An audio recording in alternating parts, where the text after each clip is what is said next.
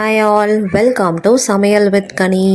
நல்லா கிறிஸ்பியாக மொறு மொறுன்னு பேப்பர் ரோஸ்ட் மாதிரி தோசை ஊற்றி கொடுத்தா யார் தாங்க வேணான்னு சொல்லுவா. பசங்களுக்கு யூஸ்வலாக தோசை தான் ரொம்ப பிடிக்கும். ஆனால் அதை ஹெல்த்தியர் வெர்ஷனாக ட்ரை பண்ணி பாருங்கள். பசங்களுக்கு அவங்களோட கம்ஃபர்ட் ஃபுட்டை சாப்பிட்ட சாட்டிஸ்ஃபேக்ஷனும் இருக்கும். அந்த ஃபுட்டை ஹெல்த்தியராக மாற்றின ஒரு திருப்தி நமக்கும் இருக்கும்.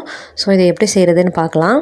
அதுக்கு நான் சுண்டு கணக்கில் எடுத்திருக்கேன். 2 சுண்டு புழுங்கல் அரிசி எடுத்திருக்கேன். இது இட்லி அரிசி.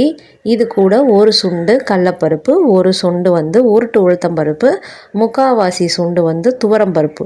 இது எல்லாத்தையுமே நல்லா ஒன்றா களைஞ்சி ஒரு 4 to 5 டைம்ஸ் நல்லா வாஷ் பண்ணி எடுத்துக்கோங்க.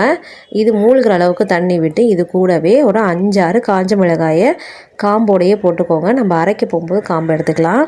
இது நல்லா ஊறி ரெடி ஆகட்டும். இது நம்ம ஒரு 4 to 5 hours வரைக்கும் ஊறட்டும். ஸோ இது ஊறியே நம்ம அரைக்க போகிற சுச்சுவேஷனில் இது கூட நம்ம மரவள்ளி கிழங்கு சேர்த்து நம்ம அரைக்க போகிறோம். ஸோ இங்கேயும் இவ்வளோ பெரிய மரவள்ளி கிழங்கு நான் எடுத்திருக்கேன். இதை நல்லா க்ளீன் பண்ணிவிட்டு தோல் சீவிட்டு இதை நல்லா துருக்கி எடுத்து வச்சுக்கலாம். ஸோ மரவள்ளி கிழங்கு ரெடியாக இருக்குது. இந்த பக்கத்தில் அரிசி பருப்பும் நல்லா ஊறி ரெடியாக இருக்குது. இதை நீங்கள் மிக்சியில் போடுறீங்க அப்படின்னா அரிசி பருப்பு, காஞ்ச மிளகாய், கொஞ்சம் கிழங்கு இருக்கிற மாதிரி ஒரு ஜாரில் 3 பேட்சாக அந்த மாதிரி பிரிச்சுக்கோங்க. ஒரு ஜாரில் இவ்வளோ இருக்கணும், அந்த மாதிரி 3 பேட்சாக பிரிச்சுக்கோங்க. இல்லை நீங்கள் கிரைண்டரில் போடுறீங்க அப்படின்னா நீங்கள் ஃபஸ்ட்டு காஞ்ச மிளகாய் போட்டு அரைச்சிட்டு அது கூட அரிசி பருப்பை போட்டு நல்லா மையாக அரைச்சிட்டு இறக்க போகும்போது கிழங்கும் உப்பும் போட்டு நல்லா அரைச்சிட்டு வலிச்சு எடுத்துக்கோங்க. இது புளிக்க வைக்க வேண்டிய அவசியமே கிடையாது. நீங்கள் எடுத்துகிட்டு உப்பு செக் பண்ணிவிட்டு டைரெக்டாக ஊற்றிக்கலாம். ஸோ நல்லா காஞ்சதுக்கப்புறம் நம்ம யூஸ்வலாக எப்படி தோசை ஊற்றுவோமோ அந்த மாதிரி நல்லா பேப்பர் ரோஸ்ட்டாகவே இது நல்லாவே வரும் கிறிஸ்பியாக.